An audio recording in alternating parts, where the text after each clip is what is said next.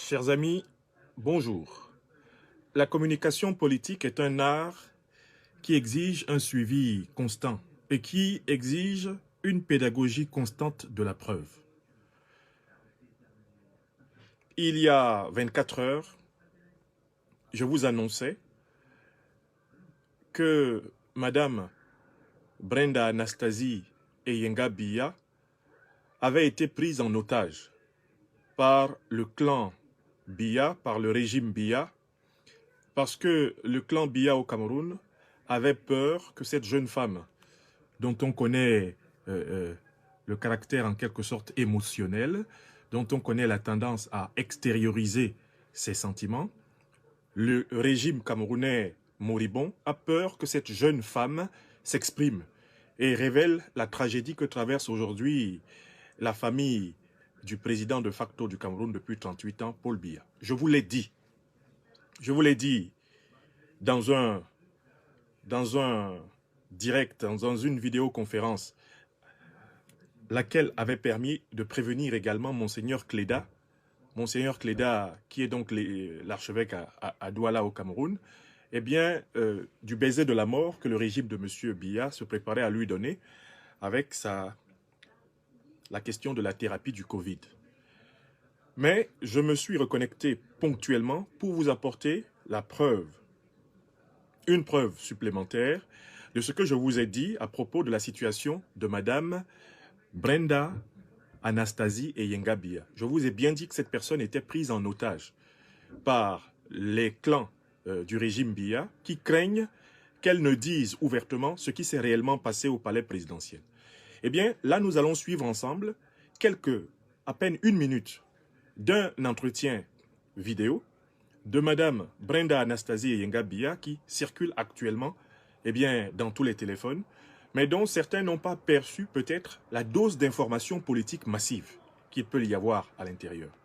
Je vous le fais d'abord écouter et ensuite nous allons analyser les implications de ce que nous dit Madame Brenda Anastasie Biya.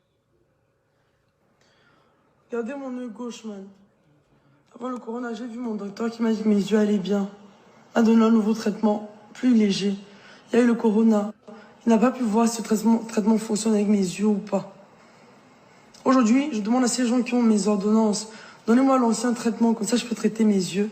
Ils ne me le donnent pas en sachant que je peux perdre la vue avec ce problème de pression oculaire. Pour les besoins de la mémoire, je vais vous faire réécouter une deuxième Tu fois. as mis mes médicaments où? Hein? Dis-moi un peu. Regardez mon œil gauche, man. Avant le corona, j'ai vu mon docteur qui m'a dit que mes yeux allaient bien. M'a donné un nouveau traitement, plus léger. Il y a eu le corona. Il n'a pas pu voir si ce traitement fonctionne avec mes yeux ou pas. Aujourd'hui, je demande à ces gens qui ont mes ordonnances, donnez-moi l'ancien traitement, comme ça je peux traiter mes yeux. Ils ne me le donnent pas en sachant que je peux perdre la vue avec ce problème de pression oculaire.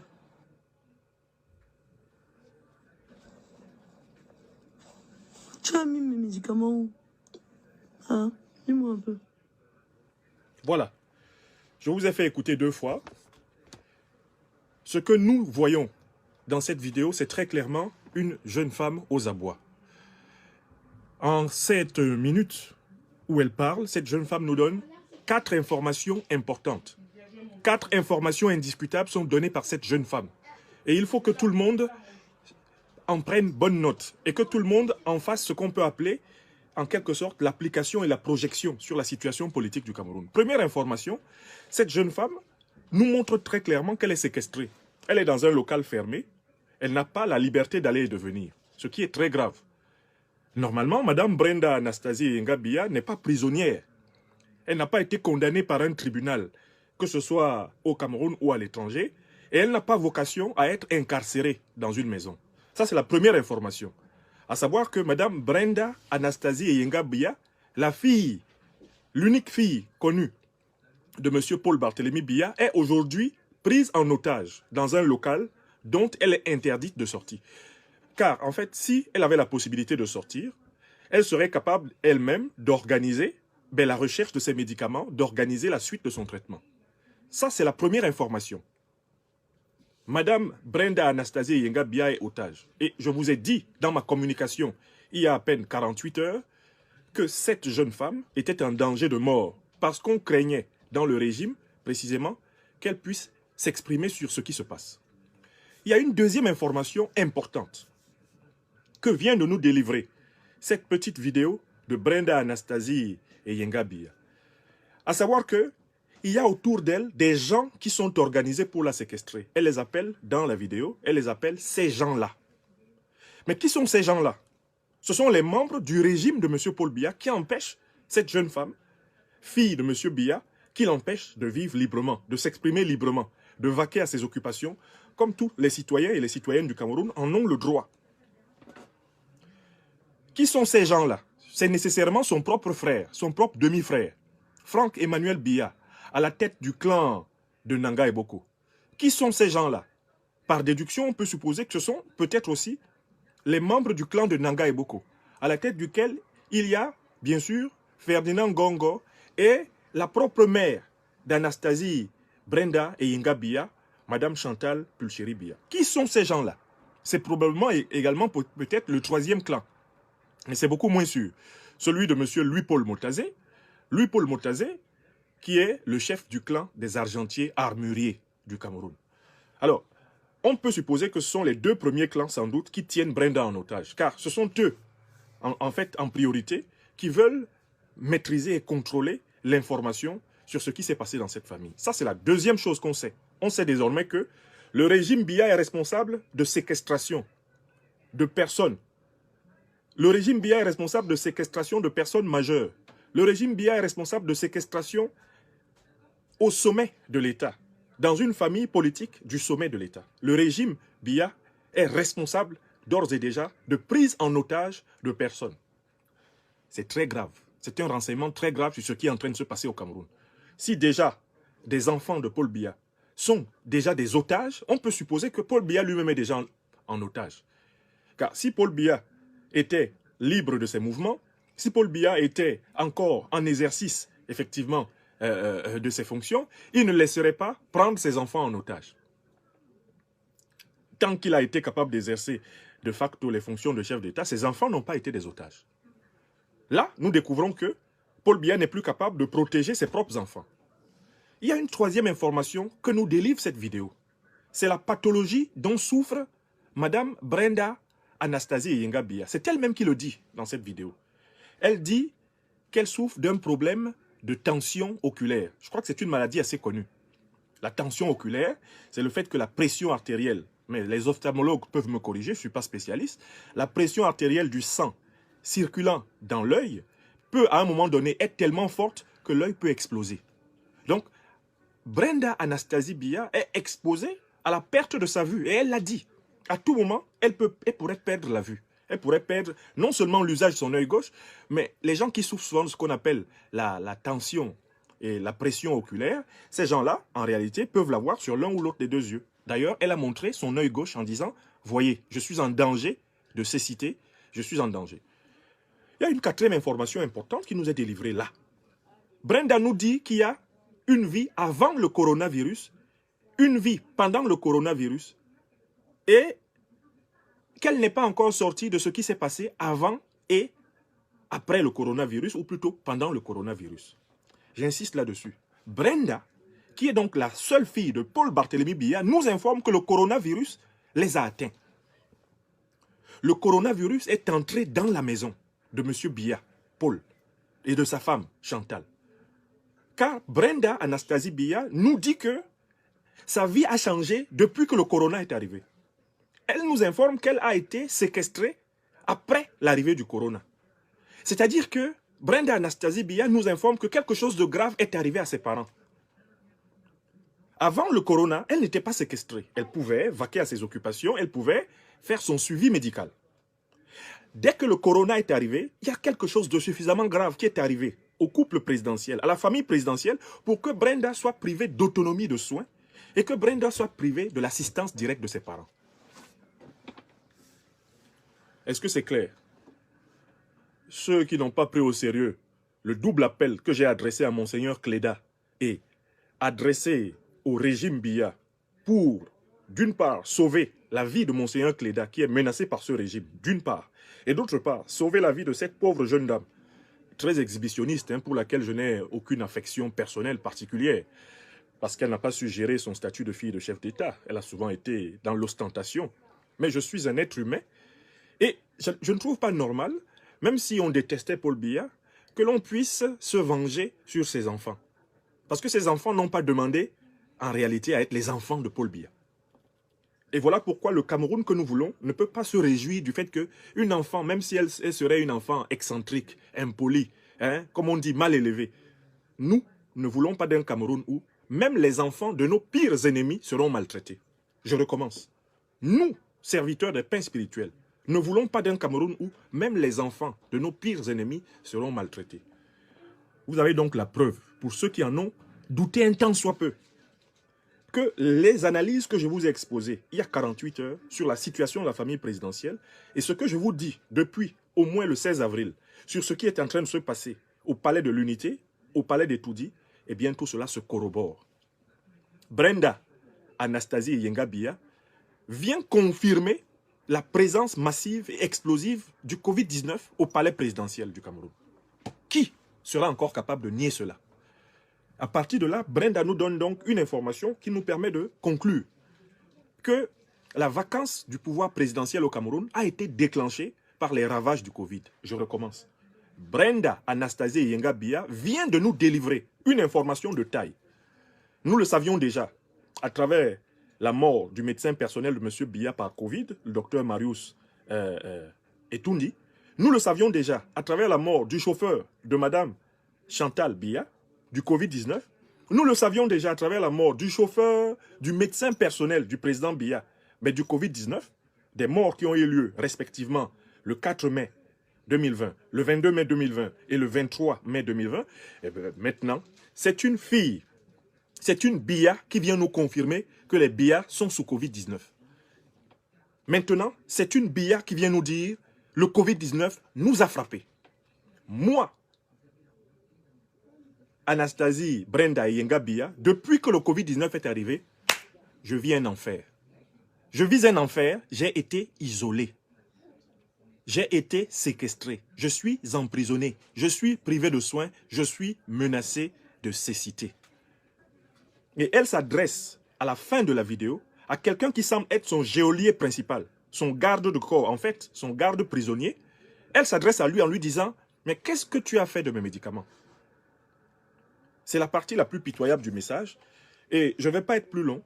Je voudrais qu'on écoute à nouveau ensemble. Afin que nul n'ignore. C'est bien elle qui parle. Ce sont les Biya qui nous informent du fait qu'il y a tout à fait vacance du pouvoir présidentiel. On réécoute.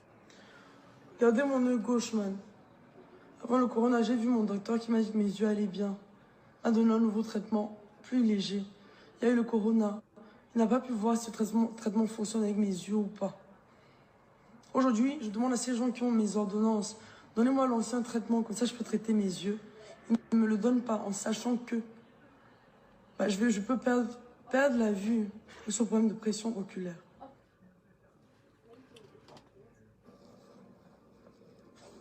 Tu as mis mes médicaments où? Hein? Dis-moi un peu. Très bien. On voit à la fin de cette vidéo le visage d'un homme, d'un personnage. Un homme qui est sans doute en vidéoconférence avec Mme Brenda Anastasie Yenga Biya. On peut supposer que cet homme est l'un des vigiles, l'un des hommes armés, l'un des gros bras chargés de la séquestrer. Et que cet homme a eu l'imprudence de se déplacer et que Anastasie Yenga Brenda Biya a pu s'emparer d'un téléphone connecté sur WhatsApp et l'appeler. Peut-être même que cet homme a laissé ce téléphone en pensant que ça servirait, si elle a une urgence, à lui faire signe. Et elle est dans une pièce fermée. On ne voit pas d'ouverture, on ne voit pas de fenêtre donnant sur le monde extérieur. Cette jeune femme est séquestrée. Cette jeune femme est prise en otage. Mais il y a une autre information, elle dit le docteur n'a pas pu. Mais pourquoi le docteur n'a pas pu? De quel docteur parle-t-elle? À cause du corona. Pourquoi le docteur n'a-t-il pas pu? Je fais une hypothèse. Le docteur qui n'a pas pu, c'est probablement le docteur de la famille Biya, le médecin personnel de la famille Biya, le médecin en chef de la famille Biya, à savoir le docteur médecin colonel Marius Etundi, qui est mort du Covid. Il n'a pas pu parce qu'il est mort. C'est lui probablement qui coordonne en réalité tous les soins de la famille présidentielle en tant que médecin de leur papa. Nous avons cette pratique ici en France, à savoir qu'il y a un médecin de famille. Vous savez que cette pratique existe. Et quand le Cameroun commençait à décoller un temps soit peu, chaque famille possédait son médecin. Donc en fait, le médecin de la famille est mort. Le docteur colonel Etundi Marius est mort du Covid. Et on s'est empressé de mettre cette jeune femme en otage pour qu'elle ne parle pas. Parce qu'elle sait sans doute si son propre papa est mort. Parce qu'elle sait sans doute si sa propre maman est morte ou est malade. Parce qu'elle sait sans doute si son propre papa est gravement malade. Et on ne veut donc pas que cette jeune femme soit en interaction avec la société ordinaire parce que c'est une jeune femme qui ne sait rien cacher. N'est-ce pas ce que je vous avais dit? N'est-ce pas ce que je vous avais dit? Bon, voilà. Maintenant, je vous invite à prendre très au sérieux le constat que je vous fais depuis plus d'un mois, de vous dire que le pouvoir présidentiel est vacant au Cameroun. Maintenant que vous avez donc écouté la fille de Paul Biya elle-même dire que eux, les Biya, ils avaient une vie avant le corona, et depuis que le corona est là, leur vie a changé. Est-ce que c'est moi, Franklin Yamsiwa Cameroun, qui parle? Est-ce que je suis responsable d'une fake vidéo? J'ai créé une fake vidéo. Regardez mon œil gauche, man. Avant le corona, j'ai vu mon docteur qui m'a dit que mes yeux allaient bien. M'a donné un nouveau traitement, plus léger. Il y a eu le corona. Il n'a pas pu voir si ce traitement fonctionne. Il n'a pas pu voir. Aujourd'hui, je demande à ces gens qui ont mes ordonnances, donnez-moi l'ancien traitement, comme ça je peux traiter mes yeux. Ils ne me le donnent pas en sachant que je peux perdre la vue avec ce problème de pression oculaire. Et voilà le bonhomme. Et voilà le personnage dont il faudra retrouver le nom. Tu as mis mes médicaments où? Voilà. Hein? Dis-moi un peu. Voilà le personnage qui séquestre probablement actuellement Brenda Biya. Je fais un appel à témoins pour qu'on me trouve ce personnage. Je veux qu'on me trouve le nom de cette personne. Ceux qui connaissent cette personne, que cela nous donne son nom. Et que cette personne-là soit immédiatement dénoncée auprès des organisations des droits de l'homme comme étant une personne qui séquestre un adulte camerounais, une adulte camerounaise actuellement au Cameroun. Nous allons donner une leçon aux sardinards. Nous allons leur apprendre que nous sommes des êtres humains. Et que lorsque même que tout le régime des sardinards sera fait prisonnier, moi, professeur Franklin Yamsiwa Cameroun, je fais partie de ceux qui vont veiller à ce qu'ils soient emprisonnés en bonne santé. Qu'ils soient bien traités. Parce que nous allons leur montrer que nous sommes, quant à nous, des êtres humains. Nous ne sommes pas des animaux, nous ne sommes pas des sauvageons. Lorsqu'ils tomberont, nous allons veiller à les traiter humainement. Et nous allons leur donner déjà un début de leçon. La jeune Brenda, là, quand on tue les enfants en Garbou, quand on tue les enfants à Lébialem, quand on tue en février 2008 à travers tout le Cameroun, elle était déjà en âge de raison. Est-ce qu'elle a fait un seul tweet émotionnel pour les êtres humains qui tombaient? Non. Nous allons les éduquer tous. Tous ces gens-là qui ont grandi dans le pouvoir Biya avec une arrogance, une suffisance, avec une espèce d'inhumanité incroyable. Nous allons leur montrer que nous ne sommes pas comme eux. Peuple camerounais en résistance, ne ressemblons jamais au régime Biya. Nous voulons que ce régime, nous voulons la fin de ce régime. Nous nous battrons pour la fin de ce régime. Mais nous ne voulons pour rien au monde ressembler aux membres de ce régime. Je recommence. Nous voulons la fin de ce régime et nous mettrons fin à ce régime en tant que peuple. Mais nous ne voulons pas ressembler à ce régime. Il est hors de question que moi, je sois content de voir un être humain séquestré avec le risque de devenir aveugle. Même si cet être humain était condamné par la justice, je veillerai à ce que les conditions carcérales de cet être humain soient exemplaires. Même une personne qui est en prison a droit à des soins. Même une personne condamnée à perpétuité a droit à des soins. Nous devons vaincre en leur donnant une leçon de sagesse de l'amour. Nous devons vaincre en montrant que nous sommes différents. J'entends beaucoup de gens qui sont dans la logique de dire que il faudrait leur faire pire que ce qu'ils ont fait. Si on leur fait ce qu'ils ont fait, on n'est pas meilleur. Si on leur fait pire que ce qu'ils ont fait, on est encore pire qu'eux. Je recommence. J'entends beaucoup de gens qui disent il faut qu'on leur fasse pire que ce qu'ils ont fait. Moi, je dis non. Si on leur fait autant qu'ils ont fait, on n'est pas meilleur qu'eux. Mais si on fait pire que ce qu'ils ont fait, mais on est encore moins valable qu'eux. Voilà pourquoi, quand j'ai appelé, il y a 48 heures, quand j'ai pris la parole, j'ai pris la responsabilité de dire Brenda Bia est otage. Je crois qu'il y a des gens qui m'ont écouté, mais d'une oreille distraite, et qui n'ont pas compris l'enjeu de civilisation politique qu'il y a derrière tout ceci. Il y a des gens qui n'ont pas compris que nous sommes en train d'envoyer un signal à notre peuple, qu'il faut que ce peuple devienne humain. Collectivement, les Camerounais doivent devenir un peuple pleinement humain, c'est-à-dire un peuple qui vit selon le droit, la justice, la vérité, un peuple qui demeure humain lorsqu'il dispose même de ses ennemis. Une fois que l'ennemi a été empêché de nuire, il faut le traiter humainement. Donc je dis que je vous demande de nous trouver l'identité de ce personnage, comment il s'appelle, pour que son nom circule dans toutes les chancelleries du monde, pour que son nom circule dans toutes les ONG des droits de l'homme du monde, comme étant le séquestreur, le premier séquestreur connu de Madame Brenda Anastasie Bia. Voilà le visage du bonhomme, c'est lui. On le voit dans une interaction directe avec la dame. C'est tout ce pays-là que nous devons réformer. Et nous allons mettre les sardinards au pas. Nous allons apprendre aux sardinards à être des êtres humains. Nous allons les désardiniser. Nous allons les déreptiliser. Nous allons les éduquer. Nous allons leur apprendre à cultiver ce qu'on appelle l'élévation du cœur. Nous allons leur apprendre ce que c'est qu'être humain. Parce que ça, ce n'est pas être humain. Une jeune femme de cet âge-là, on ne la traite pas de cette façon. Qu'on impose à un enfant en très bas âge de rester à la maison, on peut comprendre. Une personne majeure, une citoyenne, elle n'a pas le droit de dénoncer. Si elle sait que son père est mort, pourquoi vous ne la laissez pas dire? Elle n'a pas le droit de pleurer son père, elle a le droit. Son père pourrait-il être le pire des dictateurs? Elle a le droit de le pleurer. C'est son père. Et elle nous dit ici très clairement qu'elle est menacée de mort. Si elle n'ose pas parler de l'état de santé, si elle n'ose même pas dire que son père ou pas est mort, eh bien c'est terrible. Donc, moi j'aimerais qu'on me trouve la personne à qui elle parlait. Alors apparemment, me dit-on, là j'ai déjà les premiers renseignements, c'est le noir qui a été assassiné en fait aux États-Unis. C'est le noir qui a été assassiné aux États-Unis qu'on voit là. Donc c'est pas l'image de la personne qui parlait. C'est le type qui a été assassiné. Hein? C'est le type qui a été assassiné qu'on voit là. Donc ça veut dire qu'elle a dû mettre cette image à la une de son téléphone. Il y a quelque chose comme ça. Donc c'est une fausse piste. On n'a pas le visage là. C'est le visage du noir qui a été assassiné aux États-Unis. Hein? Le pauvre monsieur qui a été assassiné par étranglement par la police américaine. Bon, voilà. Enfin, donc c'est pas le visage de... On peut éliminer cette hypothèse. Merci à tous ceux qui m'ont répondu. C'est pas le visage de l'interlocuteur que nous avons là. Je craignais que ce soit le visage de l'interlocuteur. Ok. Chers amis, il me fallait valider ce que je vous ai dit il y a 48 heures. Il me fallait vous apporter la confirmation que je ne vous raconte jamais d'histoire. Quand j'ai envie de vous raconter une histoire, je vous dis que ça, c'est une histoire que je vais vous raconter. Quand je vais vous parler de mort l'âme, je vous dis que c'est une histoire. Là, nous sommes dans une phase où nous donnons des informations qui ont pour but de sauver des vies, qui ont pour but de sauver un peuple.